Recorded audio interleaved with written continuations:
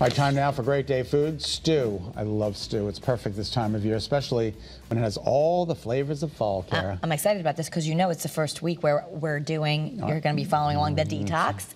Okay, so we're eating clean food, and this recipe will work because Chef Plum is here to make us a delicious roasted pumpkin chicken stew.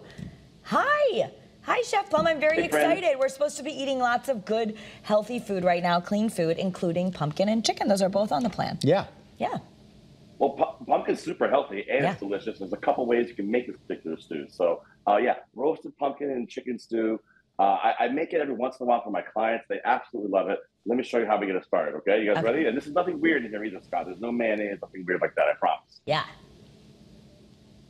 All right, so I've got here, over my overhead cam, I'll put it right here, you can see. I started browning off some chicken thighs here, you can see. So I just started them early, it takes a few minutes, but a little olive oil in the pan. And I like to use chicken thighs because there's a lot more flavor in chicken thighs. Yeah, you get a lot more flavor, a lot more delicious. All the chefs tell us that, and you don't even notice when it's in a stew like that. No, definitely not. And I like to use a bone-in one as well, as you can see here, because we get a little extra flavor from that. When I plate this up, you'll see why. So Can I buy boneless if I don't want the bones? Browned off. I'm going to add a nice pinch of salt to it, like this. Always season from up high, friends, because we season from up high, we get a nice coating on everything. So let that get nice and brown. And then what I like to do is use that fancy culinary word called mirepoix, right? It's just celery, carrots, and onion in here. That kind of adds a lot of flavor, kind of adds those vegetable parts to your stew. Cool. So there you go. Now, while those cook off, you can either take some pumpkin, seed it, cut it, put it in your oven, and roast it off. Or if you're in a hurry, like I constantly always am, you can buy these, right? So you look at this and like, hey, don't you use that to make pumpkin pie?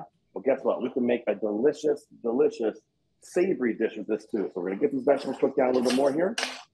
And then what I do is I add about a can of pumpkin puree here. Now, if you're gonna use roasted pumpkin, if you have the time on a Sunday or something to do it that way, just roast off that pumpkin, chop it up and throw it right in here. It'll break apart. Now think about it, a pumpkin, you know, it's a Halloween thing we think about like that, but it is a vegetable and you can eat it and it's delicious and it cooks just like a squash. So it breaks down really easily.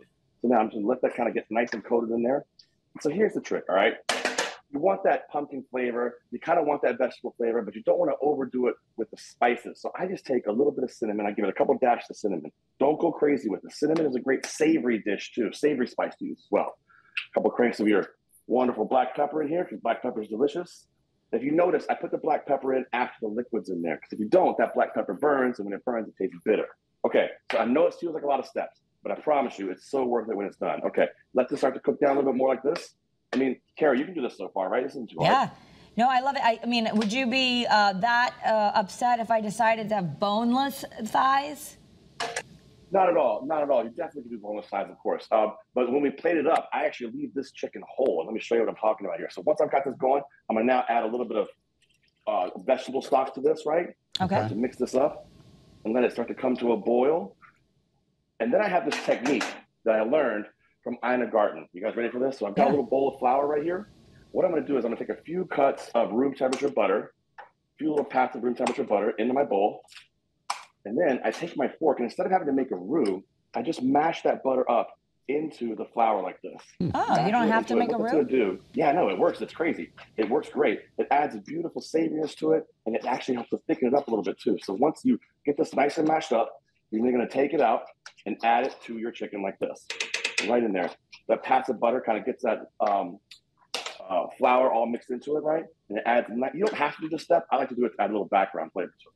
Okay, so now once we got it going like this, I'm gonna let this cook for about 15, 20 minutes, 25 minutes, depends on how thick you like it, and then move it out the way. I'll show you what it's like. This is delicious. Check this out, you guys are gonna love it. You're gonna absolutely love it. When it's done, it looks beautiful like this. Check this out, I'll hold it to the camera so you can see. Look how beautiful and thick and the color of that. Yeah, that's nice. Here's how we're gonna serve this. One of my favorite dishes to do this time of year. Right before I serve it, I give a little squeeze of lemon. So that lemon really brightens it up. It doesn't make it taste like lemon, it just brightens it up. And adds a little extra flavor to it. There we go. Now, we're just gonna take our spoon here. I'm gonna ladle some of our stew right in the bottom of my plate, like this. And then I take actually one of those entire chicken thighs and put it right on top, right? That look good. Oh, and then it looks pretty too. Look at this, are you kidding me? Come on. Do one more pinch of salt. I like to finish it with a little bit of black pepper, right? And then if you wanna be super pumpkin spicy, take a little dash of that cinnamon right on top there, and look at this. Delicious, fall, healthy, amazing flavor, and another use for those pumpkins besides cutting them all up. Come on, can you guys see that? Check that out. Oh, it looks Beautiful. delicious. That looks yummy, and it's heartwarming, and the only thing we'd have to do to make it detox friendly, we just missed the last step just right now because we're not having dairy and gluten, but I'm sure it makes it thicker and beautiful. You absolutely don't have to do that part. I like to add that little actual background flavor and the fact you 100% don't have to do that. And for a day like today, a little chilly outside. Yeah. The leaves are finally starting to fall off the trees. It's rainy. Are you kidding me? What a great way to end a Monday. I think great in the crock pot, too. I think pumpkin should be incorporated all year long, like the vegetable. No, you should. I mean, like a lot of the naturopaths say, like we should eat it all. It's super healthy for us. It's super healthy. Afghan House in West Hartford Center, the Shish Kebab House. That's our next dinner place. They have a side pumpkin all year long. It's terrific. It's delicious. All right, thanks, Sheffy. We appreciate amazing. it. It looks delicious. I'll see you guys soon. I'm coming to see you next week. I'll see you guys later. Oh, in good. person. Hey, can I make a request for the future? Are you taking requests? 100%.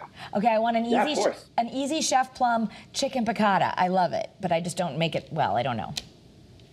Let's do it right now. What's the next segment? We'll do it right now. I like anything piccata.